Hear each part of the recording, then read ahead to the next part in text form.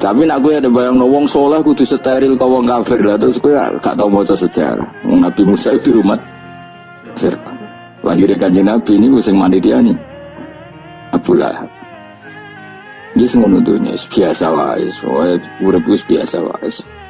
Maksudnya biasa wae penting soleh, di hati soleh, rezeki ya minallah.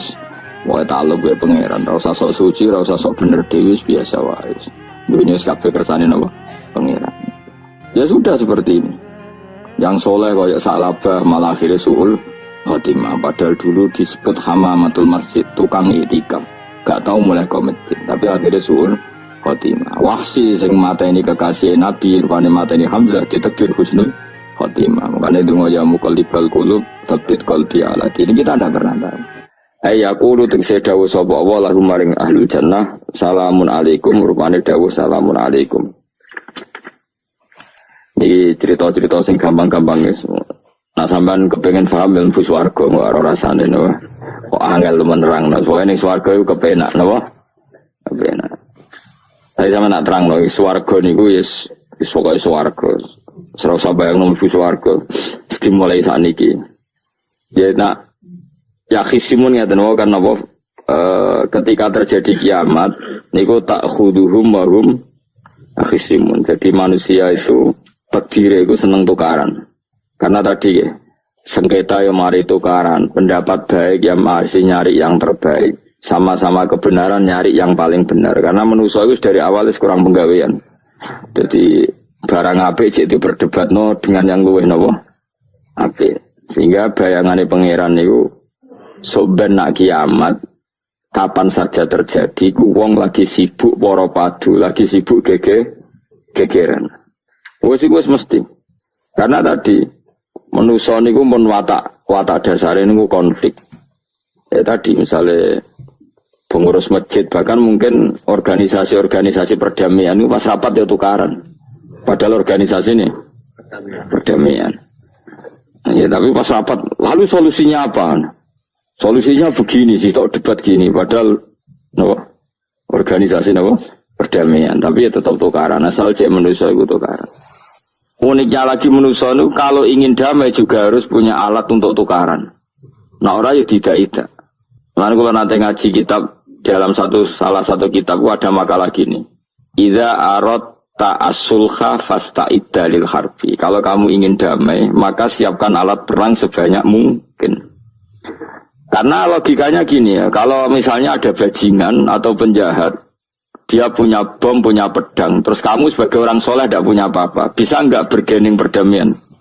Kan nggak bisa.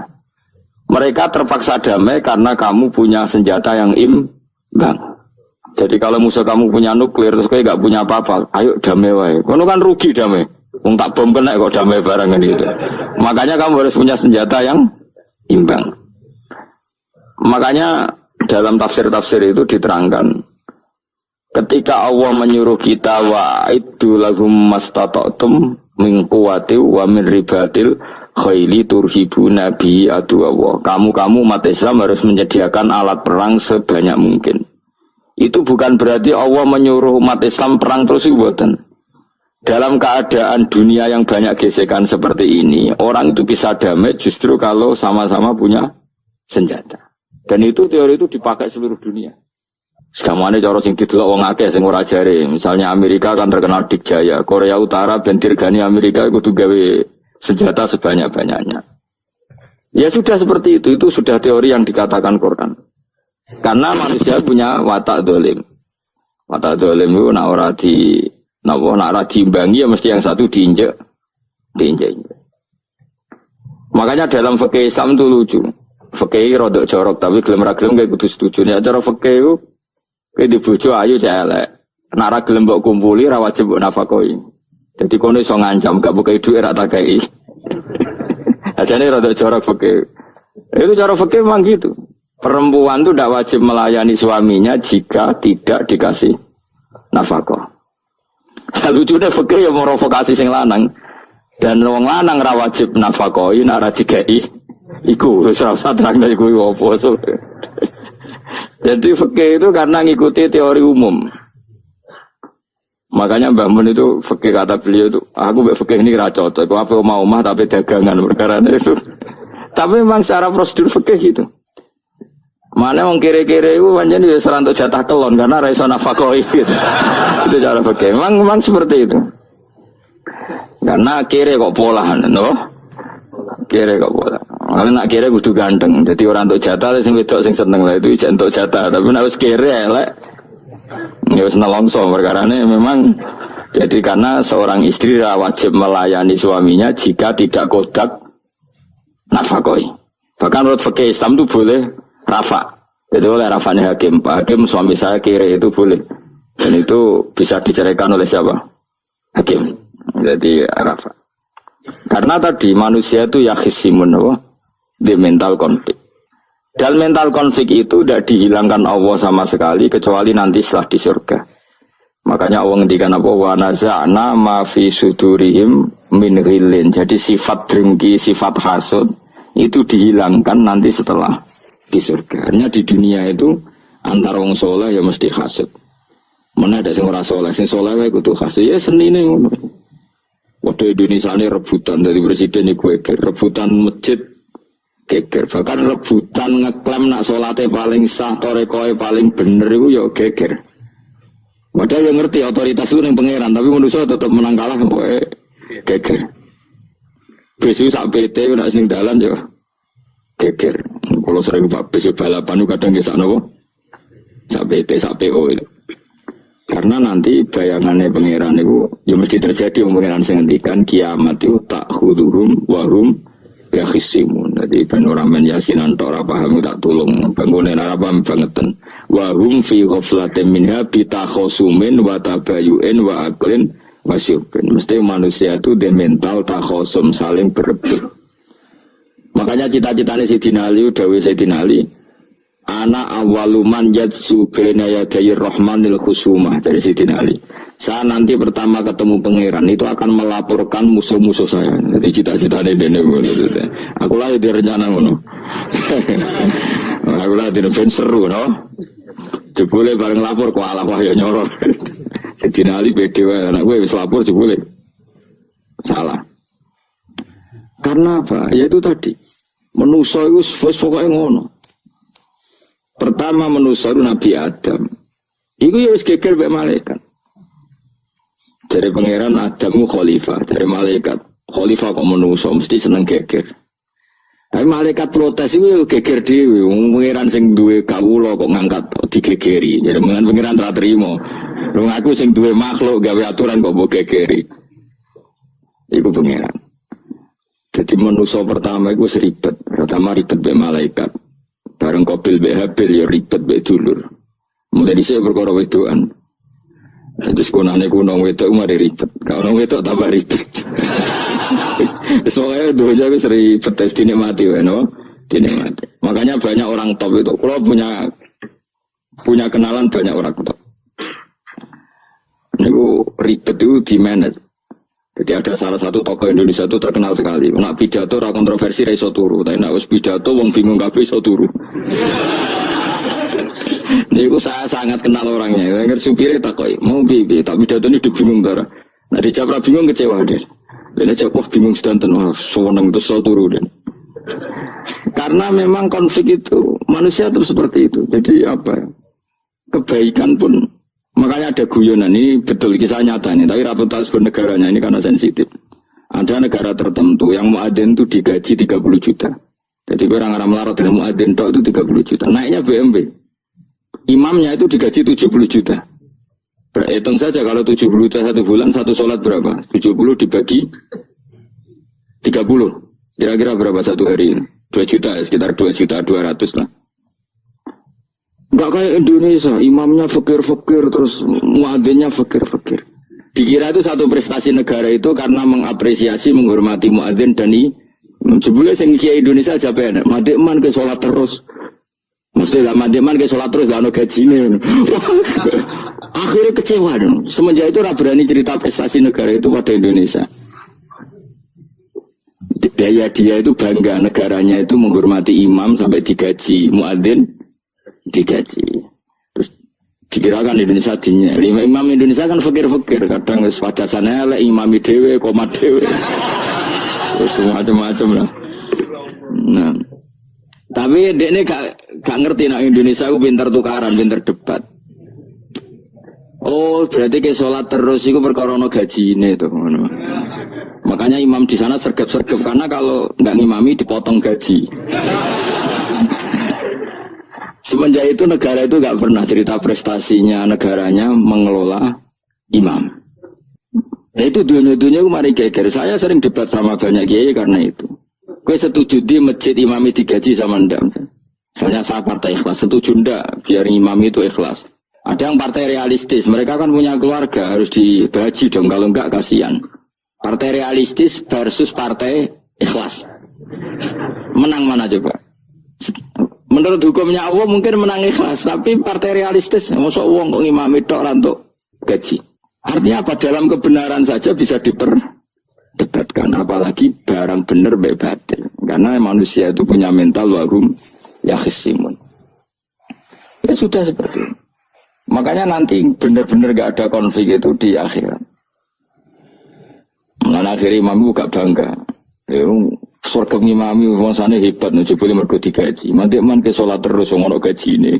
Artinya sholatnya orang Indonesia itu luar biasa. Imam-imam Indonesia tanpa gaji kok. Ya resikonya kadang mutung, itu kan gak masalah. Tapi ya gak masalah lah, tapi tetap ikhlas dibangun apa? Gaji. Kemarin kalau nu bingung saya hafid mulai digaji, ustadz digaji, kalau bingung ngerti takoi. Kalau berkali-kali beberapa pemprov kan ingin mengapresiasi hafid dapat insentif terus ustadz. Wah ngerti takoi. Jenengan termasuk yang setuju apa enggak? Muni setuju kok didik uang kedunyan. Muni ras setuju hafid betul duit kok ora oleh. Aku mending ngene, wong alim reso mikir dunya, mending ngono saya. Itu yang tanya itu kadang gubernurnya tanya saya, bupatinya tanya saya, Gus di daerah mana-mana itu ustadz, guru madrasah itu dapat insentif. Cara jenengan Rembang setuju apa enggak? Aku jawab yo ngelatih ustadz seneng duit yo ora apik. Nentang ustadz untuk rezeki yo ora apik. Ustadz fakir yo akeh tenan. Nah, gua kan wong keramat, gak mati masalah cara orang untuk gaji. Tapi kan tidak semua orang keramat. Gua kan wong keramat untuk gaji tetap gagal. Tapi rata-rata ustadz kan tidak keramat. Gak keramat, bojone cerewet. Cek kumpul mertua.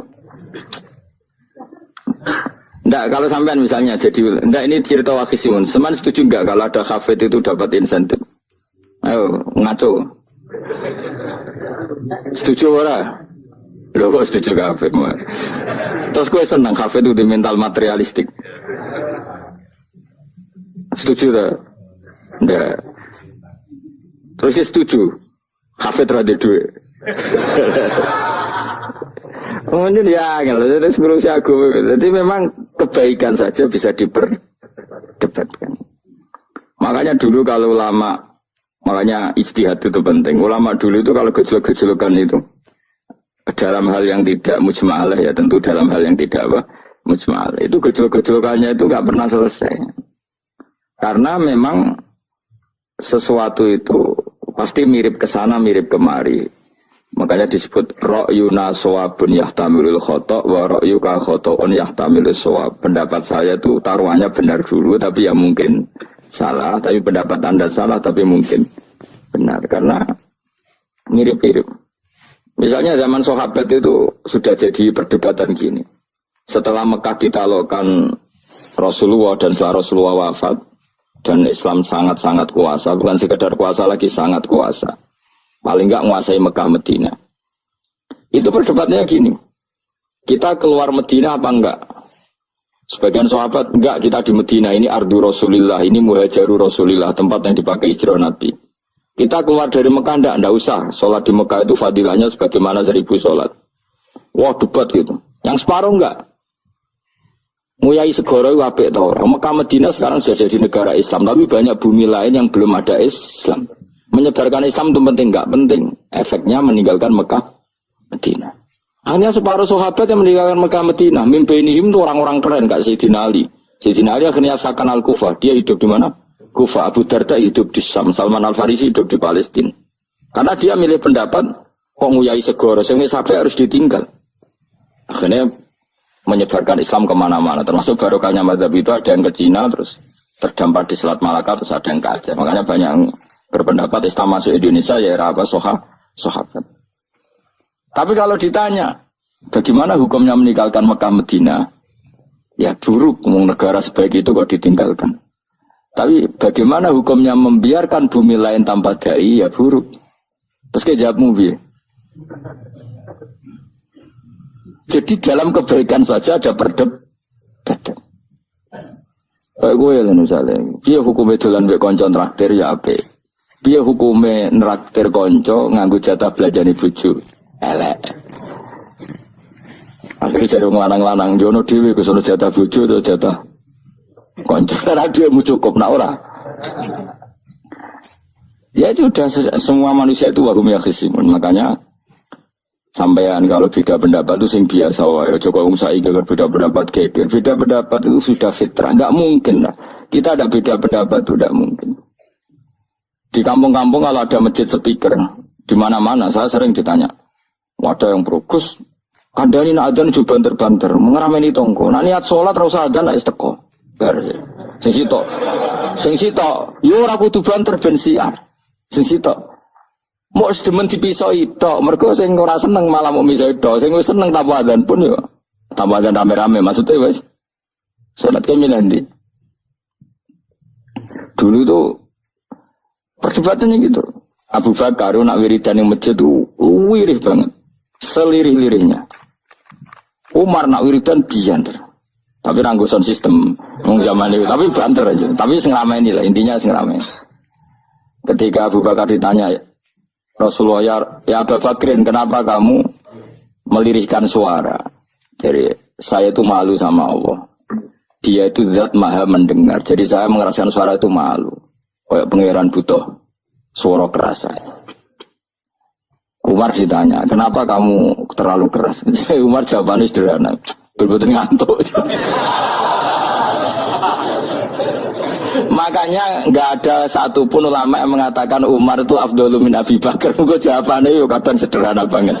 Malahnya ijma' ahli sunnah itu Abu Bakar afdhalu min Umar. Kalau nak jawabannya beneran ngantuk. Padahal jawabannya Abu Bakar. Kalau nu izin kalian pangeran yang maha pendengar kok banter-banter. Rasulullah dalam banyak hal ya gitu. Ketika banyak masalah itu sahabat dongo banter-banter. Nabi duka. Innakum latatuna as-somma. Kamu tidak berdoa sama zat sing budek. Maka kamu enggak usah banter-banter. Jadi andaikan ada istighosah pakai sound system banter-banter itu ya perlu dipertanyakan. Yang pengiran wis krungu gegere ngono lho Pak misalnya. Tapi misalnya mazhab itu kamu pakai. Terus ada pertanyaan, dangdutan saja banter. Kenapa kalimat ibadah boleh banter? Masalah mana? Ya asal isi dunia itu masalahnya. Kemilan dia. Ini cerita saja. Kalau manusia itu istighosah jaluk tolong sama pangeran kan? Pangeran sudah dengar tanpa sound system apa enggak? Kenapa banter-banter?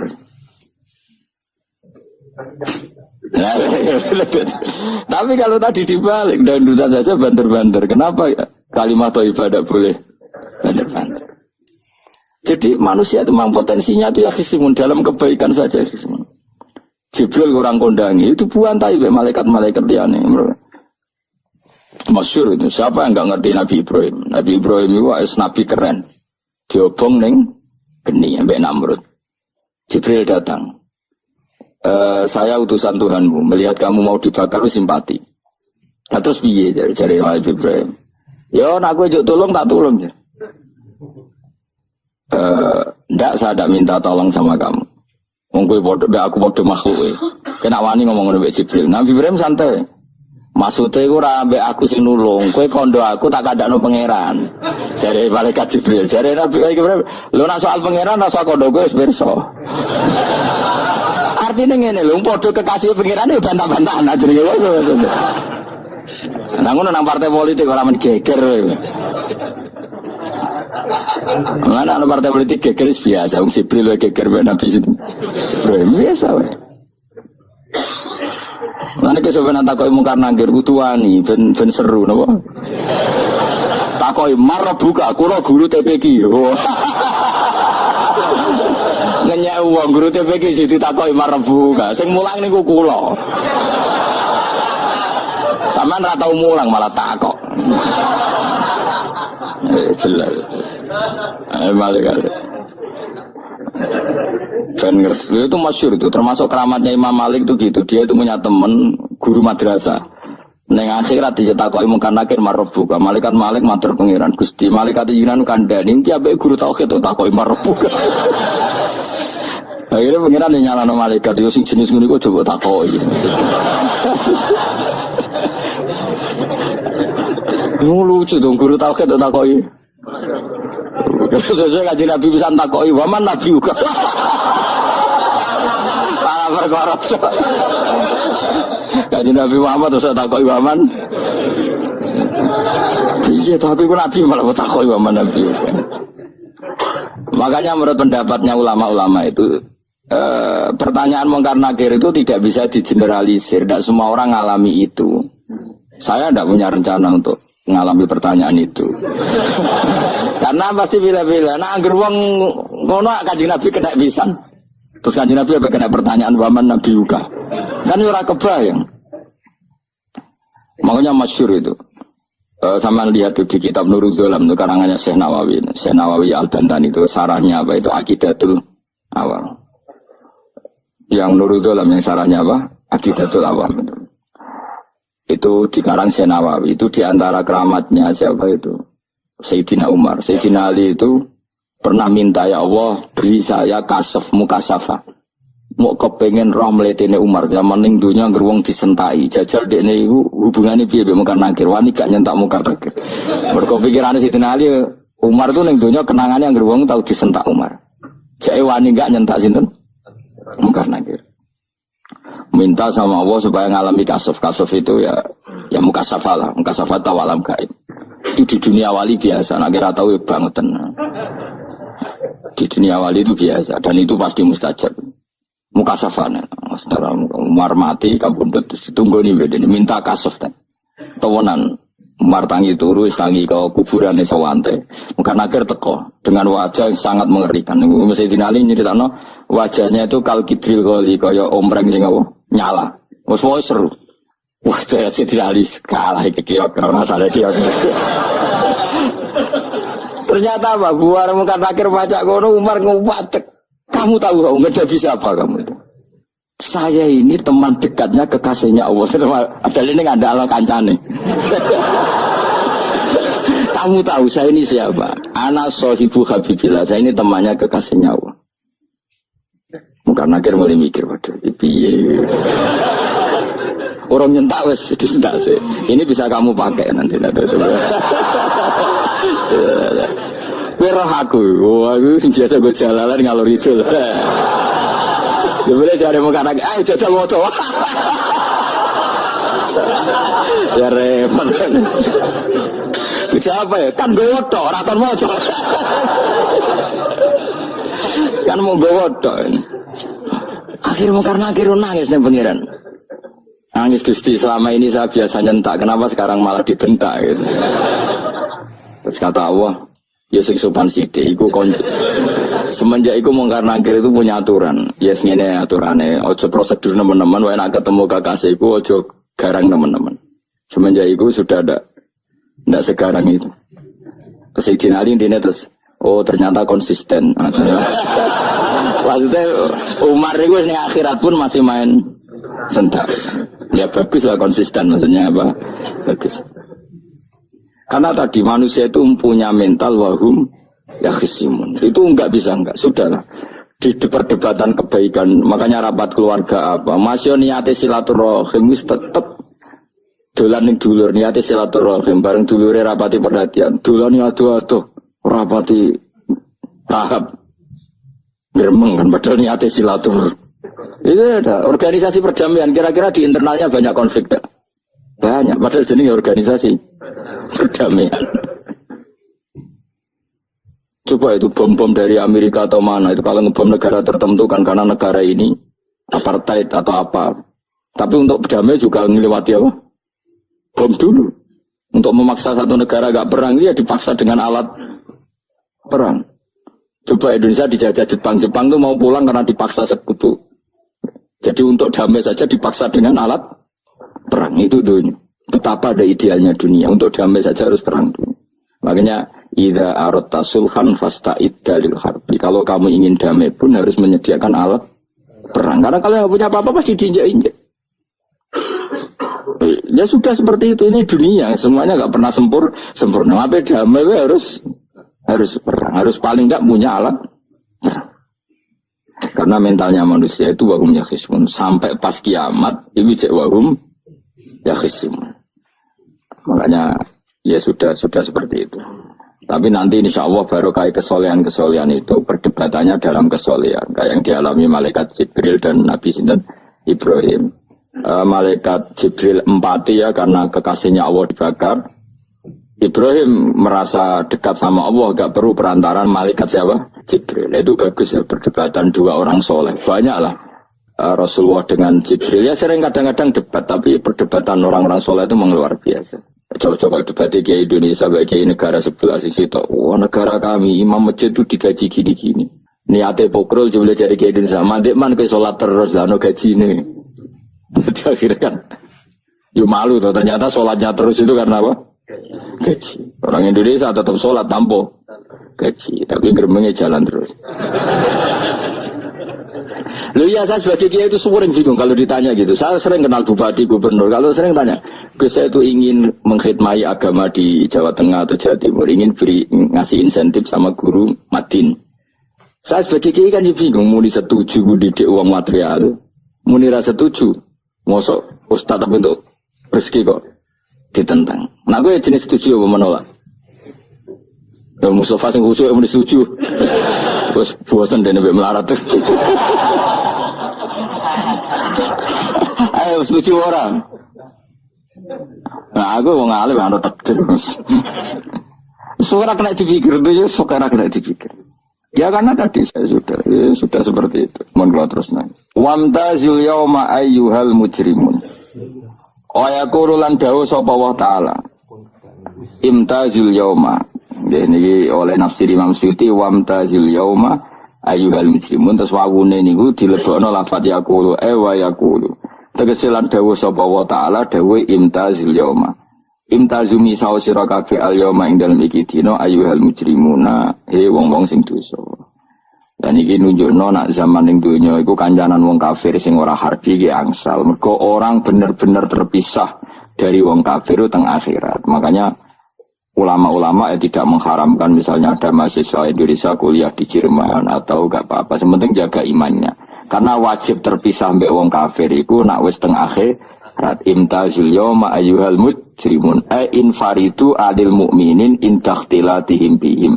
Saat di akhirat benar-benar orang mukmin harus terpisah dari orang kafir karena alamatnya berbeda. Tapi kalau di dunia kan ada hajatil muamalah, ada hajat muamalah. Ya, tadi asal tidak harbi, ada asal kafir yang tidak musuh kita. Karena ada hajat muamalah.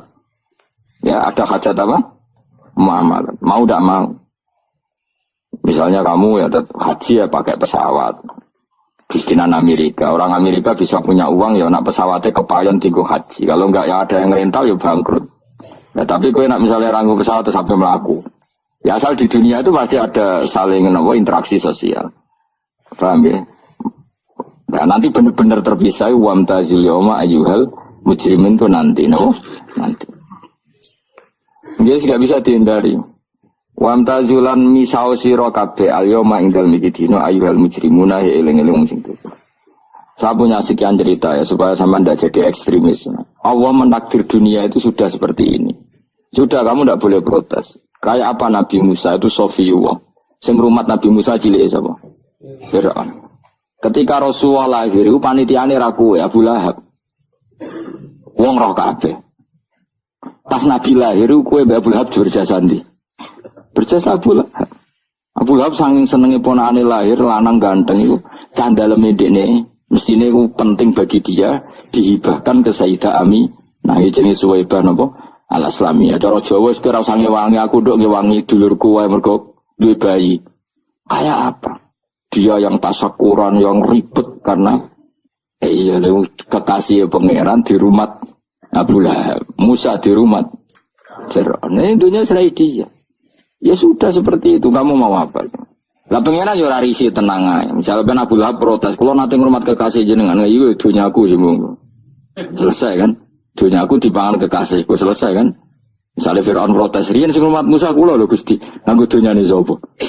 Dunyane jenengan yo wis masalahe opo? Pangeran santai wae wis.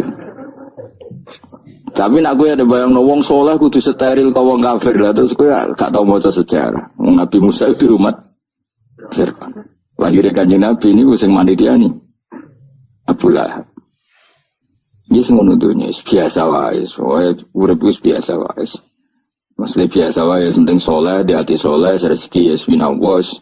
Wae ta'aluk gue pangeran, ora usah sok suci, ora usah sok bener dhewe biasa wae. Dunya kabeh kersane napa? Pangeran. Ya sudah seperti ini. Yang soleh kayak Salabah malah akhirnya su'ul khotimah. Padahal dulu disebut hamamatul masjid, tukang itikaf.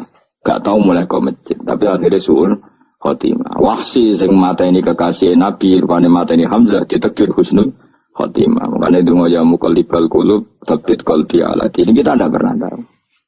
Nah kenapa kalau saya ngaji PD, mereka aku muji pangeran, saya tidak pernah mikir awakku, tak penting awakku, penting muji pangeran. Ngaji itu artinya kan muji pangeran, muji ilmu nih pangeran, ya sudah selesai. Itu anak gue dongo itu mikir awakmu dewi. Mulane dongo mek ngaji ku derajate dhuwur ngaji, mergo ngaji muji pangeran, nak dongo mikir awake dewi. Makanya masyhur itu ada dua kelompok di masjid, yang satu diskusi halal haram, yang satu berdoa. Nah, terus Nabi keluar dari rumah berdiri sempat ragu, saya kemana? Akhirnya Nabi ngendikan mereka itu berdoa kalau Allah mengabulkan ya disembadani. Tapi mereka belajar halal haram. Itu perintahnya Allah, saya sebagai Nabi.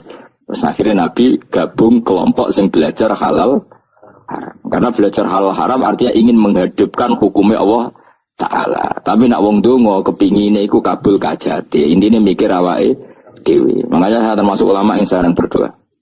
Tapi ya berdoa tapi kadang-kadang. Nah gue kan gak kontribusi ning agama rapati atau itu.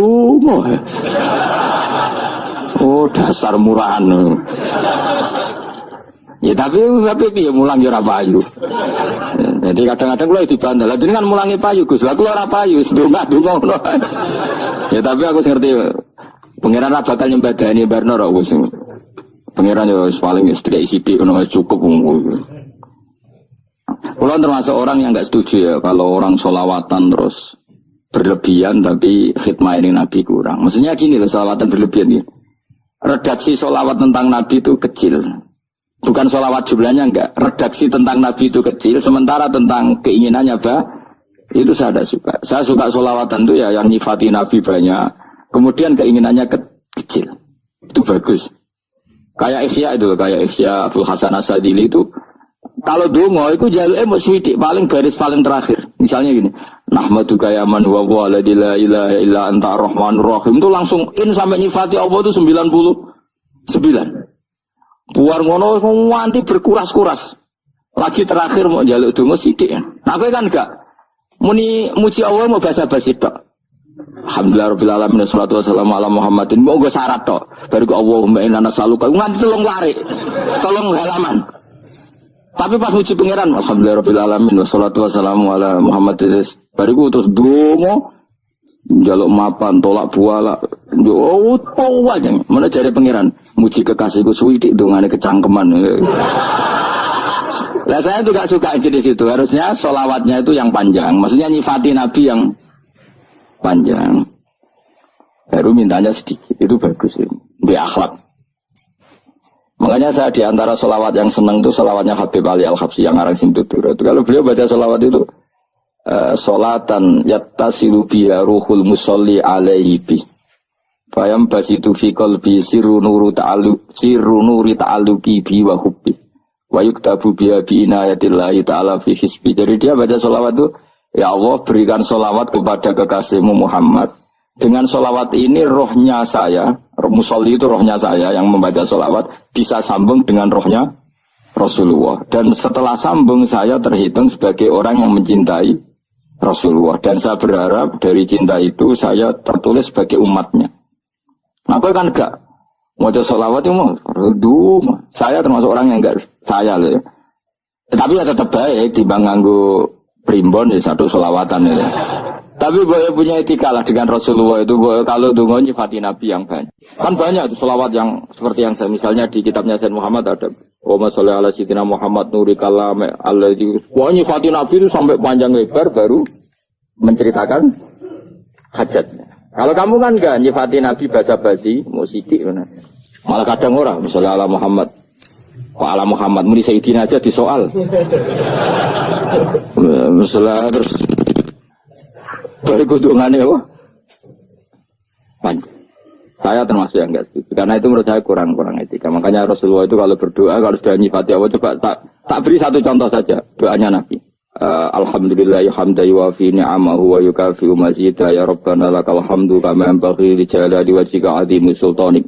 La nuhsi thana'an 'alaika anta kama asnaita 'ala nafsik. Itu sudah berapa itu nyifati Nabi? Itu belum doanya itu.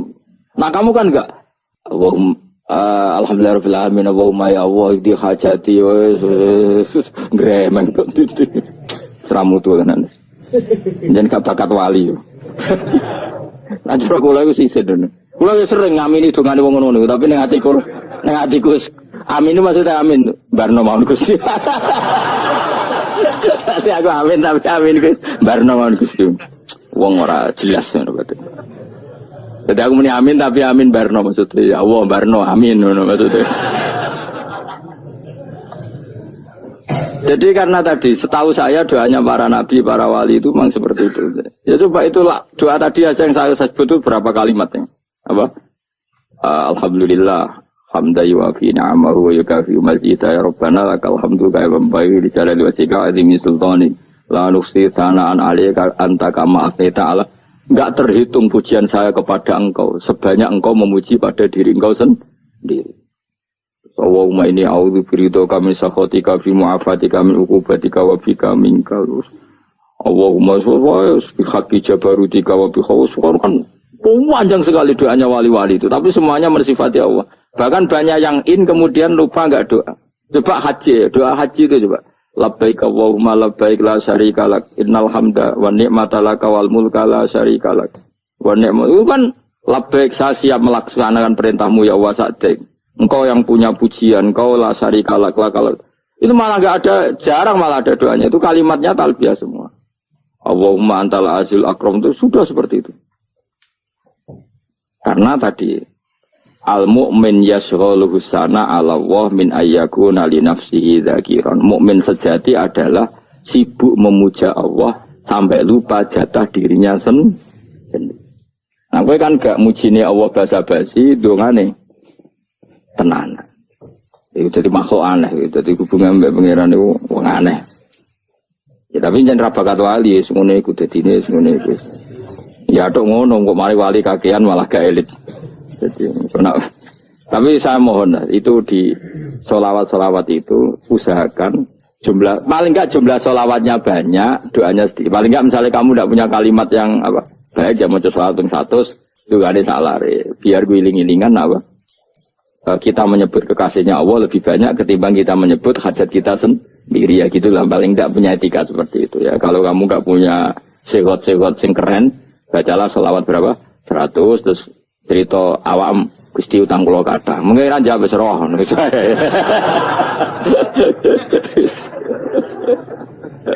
Tapi kan kita menyebut kekasihnya sampai 100, nyebut utang bisa. No cowok nyebut kekasih bisa, nyebut utangnya 1. Berarti yang sampeyan ditakoki pangeran, kowe nyebut kekasihku piro pisan, nyebut utang 100, dasar rayu utang ngono-ngono. Ya ada, saya termasuk orang yang nggak setuju tadi. Jadi kalau apa redaksi sholawat cari yang mujinya Nabi lebih apa? Lebih banyak. Karena itu nanti lebih diridhoi Allah Taala. Coba Allah sendiri kalau nyebut nabinya itu hitung saja. Laqad ja'akum rasulun min anfusikum. Jadi rasulun min anfusikum, seorang rasul yang sejenis dengan kamu. Terus azizun, orangnya sangat terhormat. Alaihi ma'anitum, rasul ini siap menanggung apa yang kalian tidak mampu. Kowe ra bakal mlebu swarga baru kaya syafaate Nabi akhirnya mlebu swarga. Kowe ra kelar korban, Nabi tahu ngorbankan kita semua.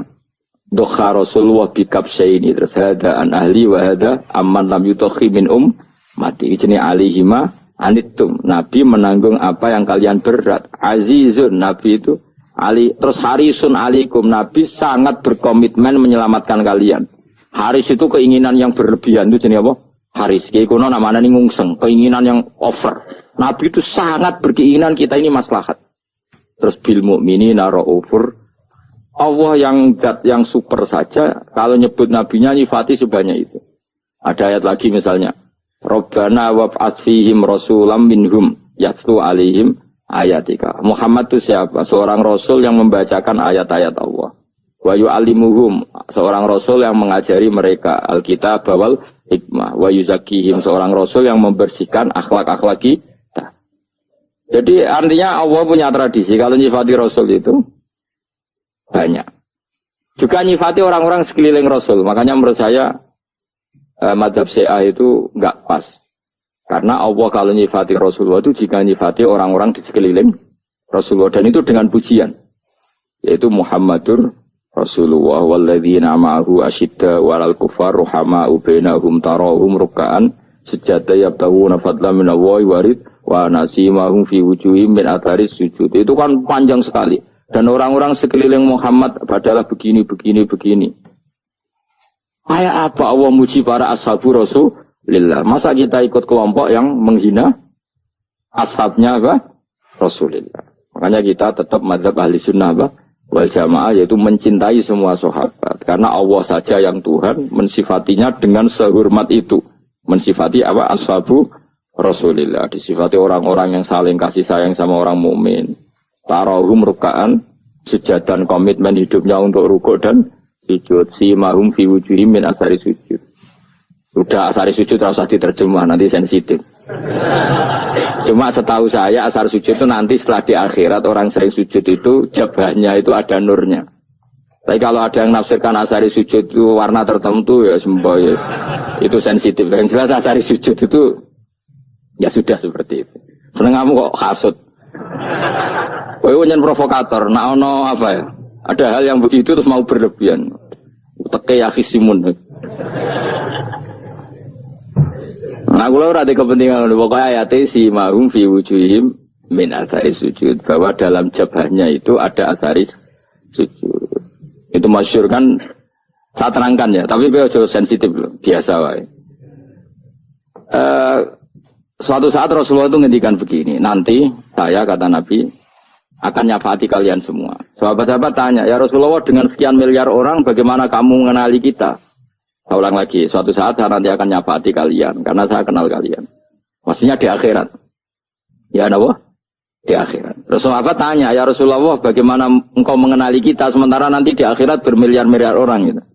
Terus Nabi ngendikan gini, jika kamu punya unta dengan tanda tertentu, saya ulang lagi, jika kamu punya unta punya tanda tertentu, dalam jidatnya ada begini, dalam tangannya ada gini, dalam kakinya ada gini.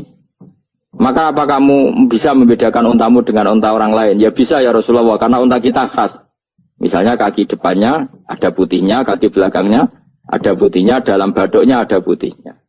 Kata Nabi, inna ummati yut'auna yaumal qiyamati hurran muhajjalin min asaril wudu. Nanti umatku, nanti wajahnya juga bersinar. Tangan kakinya juga bersinar. Jadi asar itu saya pastikan secara riwayat itu akhirat, maksudnya tentang akhirat. Tapi bahwa yang di dunia ada yang memulai asar itu nggih monggo mawon. Loh itu bagus kan, artinya ekspresi percepatan. Enggak apa-apa loh, daripada kok kowe ora jelas ini. Maksudnya ya orang ngetok ya pancen jarang sujud tenan. Wis ora usah sensitif, tapi yang jelas ya nanti. Ya soben kiamat ruang samu. Nanti hisab itu nanti kalau hitung hanya sekitar 3 jam. Hisabnya sak dunia itu hanya sekitar. Karena malaikat itu tidak kesulitan sama sekali. Tak warai ya. Ini nggak akan salah saya dalam hal ini karena riwayatnya sahihah. Kenapa hisab itu hanya butuh rubu'un nahar, 1/4 dari siang enggak? Anggap saja siang itu 6 jam atau 12 jam itu aja terserah. Kalau 12 separuhnya kan 6 ya. Seperti 1/4-nya berarti 3. Itu gini, jadi nanti di mahsyar, itu kan yaumatab yadu wujuh wa taswaddu wujud. Yaudah yang kafir itu gelap, hilang. Wajahnya, tubuhnya semuanya gelap. Yang mukmin itu semuanya terang. Jadi sudah yang tabyadu wujud atas suatu wujud otomatis terus nyingkap. Terus pergerakannya itu delalah yang tabyadu wujud itu ke kanan, yang taswadu wujud ke kiri. Maka kamu jangan punya sinar yang kelap-kelip. Nanti kena bego yang karena nggak jelas tadi. Maka kamu harus sinarnya yang sejelas-jelasnya. Ghurran muhajjalin min asaril. Bila perlu nur kamu sampai menembus langit saat itu. Makanya ketika orang mukmin sudah nurnya ada di muka, ada di tangan, masih ngendikan Rabbana atmim lana nurona, karena takut masih kena bigo tadi. Karena kalau hanya wudhu tok, sikil tok kan, bayangkan di miliaran orang kan bisa agak kelihatan. Tapi kalau nurnya sampai nembus langit kan, itu siapa kok nurnya sampai, kan malaikat langsung tahu. Lani hafal Quran, alim kan insya Allah nurnya itu. Sama zaman itu masih berdoa Rabbana atmim lana, sempurnakan nur kami. Karena nanti identifikasi malaikat berdasar tadi. Kalau ada nur berarti diletakkan ashabal yamin. Kalau nggak ada nur, ashabal shimal. Nah malaikat yang dibawa bigo itu kira-kira detail gak? Dugaan saya kalau kelap-kelip pasti kena shimal. Wah ini partai kiri mesti kan. Komnas yang wudhunya mau dulet sirah tok sidik. Karena anak madzhab Syafi'i. Sebetulnya meskipun itu sebaiknya kalau basuh sirah itu kabeh benora kelap mana aneh pepesah terus dulat-dulat tok. Itu sebenarnya ya itu kelap-kelip. Ya sudah ya. Setelah itu kata ngendikane pangeran yu'raful mujrimuna bisimahum fayukhadu bin nawasi wal aqdam. Orang-orang pendosa kelihatan maka diletakkan di kiri. Nah sama yang orang-orang baik simahum fi wujuhim min asari. Jadi ayat itu jelas tentang akhirat. Tapi kira usah terus merovokasi. Karena kamu kok ya khisimun. Maksudnya provokator. Jadi nanti yang mukmin jelas nurnya. Lah nur ini nanti dengan kadar iman kamu, perilaku kamu. Ada yang kelap-kelip, ada yang... Nah yang kelap-kelip ini yang kena bigo itu tadi. Nanti setelah kena bigo ikut ashabi simal, yang kelap-kelip disortir lagi. Malaikat yang bagian detail kan ada nanti. Nah ini terus ditubir neraka. Yang kafir benar-benar neraka, yang ini ditubir neraka. Itu nanti ini yang ngel-ngelo kanjeng Nabi digoleki ya ini itu. Mana sakit kanjeng Nabi, mana ono kiai soleh darani, nah iso soleh dhewe sakit Nabi mergo terus goleki endi umatku sing kelap-kelip itu. Dicari disyafaati. Ya, imma langsung dituruti Allah wa imma diubasikne neraka. Ya terserah rencanamu piye kon aku kowe. Tapi yang jelas apa? Kiamat itu cepat sekali karena tadi ada identifikasi tadi. Makanya hanya cukup 3 jam karena tadi yang jelek kelihatan jelek, yang baik kelihatan baik. Makanya cepat. Ya oraful mujrimuna bisimarum, orang pendosa dikenali lewat alamatnya yaitu taswadu apa? Wujuh. Kalau orang baik dikenali lewat tabyadu wujuh. Nah terus setelah nyingkir, ini ngono tak warai kiamat. Setelah nyingkir itu faduri babenahum bisuril lahu bab. Setelah tersingkir tadi terus lalu ada pintu penghalang, pintu pemisah. Nah pintu pemisah tadi yang sisi kanan langsung jadi surga, yang sisi kiri jadi neraka. Itu disebut faduri babenahum bisuril lahu bab batinu fi rahmatu wa zahiruhu min kibalihil adab. Yang pintu arah kanan otomatis wilayah surga, yang pintu kiri otomatis wilayah neraka. Nah problemnya ketika penutupan pintu itu dah yang kelap-kelip itu katut kemana ini yang makanya kamu jangan malok partai yang apa kelap-kelip yang nggak jelas itu koalisi kemana ini. Kalau partai besar kan iso nyalon presiden, partai kecil ini kan ikut mana ini kan sing sak ngisore 1%, 2% ini kan repot. Lo coba misalnya nur kamu 2%, berarti gelap kamu kan 98%. Kira-kira malaikat mengkategorikan kemana coba? Ayo jawab. Gelap. Loh kode semangat. Padahal itu bagian dari kamu. Kalau satu tubuh itu sinarnya hanya 2%. Kira-kira kategorinya itu partai gelap, partai terang. Kode semangat kok itu. Berarti kegaruk kemana? Kiri. Tapi bisa saja malaikat cara berpikir gini. Tapi kok ada cahayanya ya. Padahal kata Allah yang bercahaya ashabul yamin. Kan nggak ada bilang cahaya terang. Bisa saja malaikat, alhamdulillah berpikir begitu. Ya nanti kita rayu saja supaya berpikir ini kan yang penting ada cahaya. Kan Allah tidak bilang terang apa kelap-kelip. Ya mungkin saja asal ada cahaya dikategorikan lahu nur, punya apa? Nur. Tapi yang jelas saat itu pun yang sudah punya cahaya masih berdoa Rabbana atsmim lana nurona. Ya Allah, saya mohon sekali nur-nur kami sempurna. Jadi ini saya bantu teman-teman yang hafid-hafid supaya tahu maknanya ya. Dan yang nggak hafid ya dengar ya. Kalau nur itu penting. Makanya Nabi itu kayak apa? Nabi itu orang super. Itu kalau ngendikan Muhammad al-min fauqi nuran wa min tahti nuran wa an yamini nuran wa an simali nuran. Sampai terakhir Nabi masih mendoa untuk dirinya waj'al li nuran, dan semua tubuh saya jadi nur. Saya Nabi sudah gitu. Ya Allah, jadikan sisi depanku nur, belakang kami nur, kanan nur, kiri nur. Terakhir itu apa? Waj'alni nuron, dan doa semoga semua tubuh saya jadi nur. Itu termasuk doa yang sering saya baca. Karena saya takut kelap-kelip tadi, ini bahaya ini kalau malaikat. Saya tidak tahu cara berpikir malaikat tadi. Apa ngitung 98% maka dikategorikan apa? Apa dihitung nurnya saja? Wong instruksinya Allah kan yang ada nur ashabul yamin. Meskipun kelap-kelip kan punya nur. Saya tidak tahu nanti ikut 2% ikut mana kalau di partai koalisi?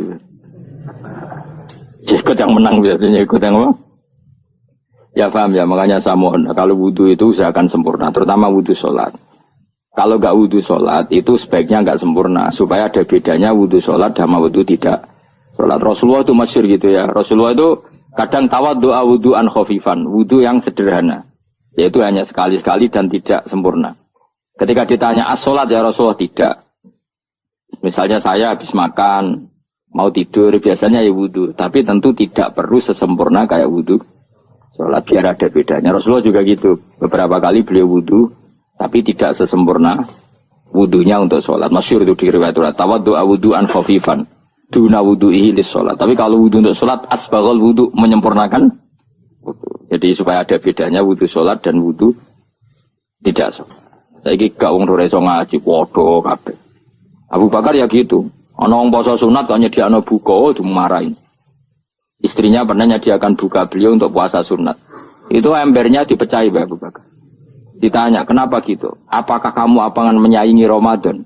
Jadi gak boleh memperlakukan puasa sunat kayak Ramadan. Ya biasa saja kalau puasa sunat tuh wah ape buka kolak opo. Ramadannya ya iri tuh, ini gimana kok saya disaingi ini. Jadi kabeh itu ada proporsinya, ada apa? Makanya megang Quran ya wudu, megang wudu. Nah kabeh gitaran terus wudu, pengiran tersinggung. Piye kok om jaga gitar wudu?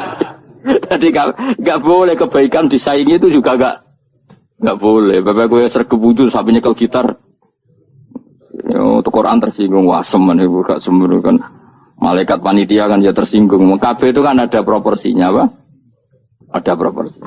Itu hebatnya Rasulullah. Jadi kalau beliau wudu, bahkan wudu itu wudu li sholat sama tidak sholat itu. Misalnya sholat sunat. Sholat sunat itu kamu mampu ngadeg boleh nggak duduk? Boleh. Kalau sholat fardu nggak boleh, biar ada bedanya. Fardu itu spesial, nggak boleh, harus berdiri. Kalau sunat pun harus berdiri. Fardu tersinggung. Iya sunat kok nyaingi aku kan gitu kayak.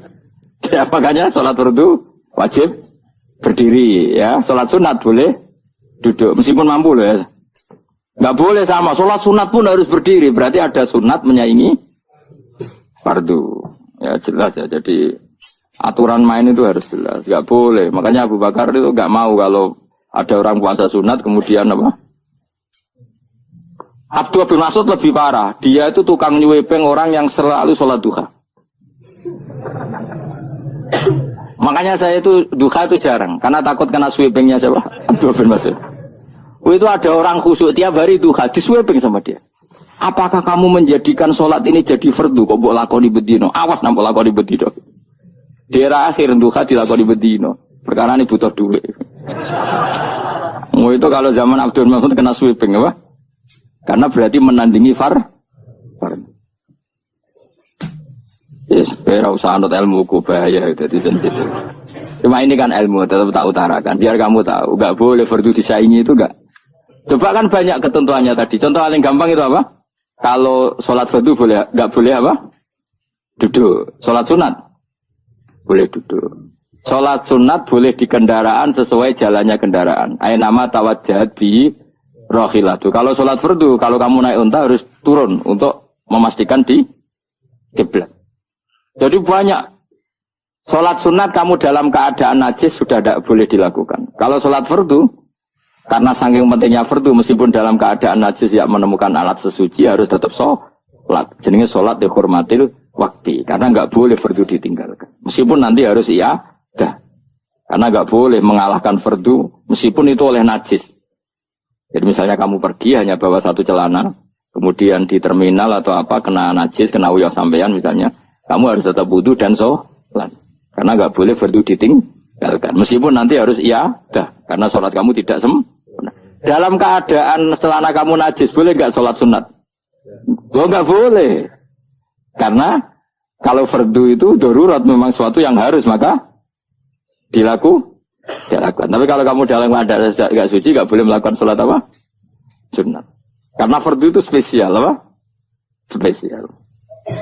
Bukan kalau terus nanya. Wamtazil yawma ayyuhal mujrimun. Ya, jadi orang mujrimun harus terpisah dari orang apa? Mukmin. Dan yang keharusan itu ketika di surga. Tapi kalau di dunia ya boleh muamalah boleh. Ya muamalah yang halal maksudnya. Infaridu tegese misal sira kabeh ana mukminin sing pira-pira mukmin intaktilatihim. Nalikane campure kufar utawa al mujrimin bihi lan al mukminin. Utawa rujuke balik boten apa-apa. Maksudnya rujuk itu awalnya guys sami intaktilatihim mukminin bihi lan kufar utawa kufar ning mukminin. Alam ahad ilaikum ya bani Adam. Alam ahad ana ta ora merentano ingsun ilaikum maring sira kabeh. Amurkum tegese ana ta ora merentano ingsun kum ing sira kabeh ya bani Adam ya bani Adam. Ala lisani rusuli ing atase lisane para utusan-utusan ingsun. Bukankah saya telah merintahkan kamu wahai Bani Adam Allah ta'budu setan. Yen ora menghamba sira kabeh as-setan ing setan. Ngendikane pangeran kowe ijek kanut setan ku nemen ne. Bukankah sudah saya perintahkan kamu tidak boleh diperbudak napa setan. Maknane la tuti tegese aja taat sira kabeh ing setan. Inna usatamne setan laku maring sira kabeh aduun musuh mubinun kang jelas. Bayinul adawati krit banget musuhane. Lah wong setan musuhmu kok malah mbok enut bocah kok sarap ngono. Karuan musuh kok di enut. Anut ya pangeran mergo Allah wali fid dunya wal akhirah. Wa ani buduni lan yen to nyembah sira kabeh ni ingsun. Wa anjene kelakuan budu nyembah sira kabeh ni ingsun wahidu tegese nglakoni ya tauhid sira kabeh. Tomeng esa kana sira kabeh ni ingsun. Wa ati ulan to atau sira kabeh ni ingsun. Harusnya kita hanya ibadah ning Allah Subhanahu wa ta'ala, karena dia yang menciptakan kita, tempat kita kembali. Setan itu tidak siapa-siapa, makhluk yang hina, yang lemah, kok malah to'at. To'at ya ning gone dat sing super, sing gawe kita, sing memberi rezeki kita, dan dat yang kita kembali. Assalamualaikum warahmatullahi wabarakatuh.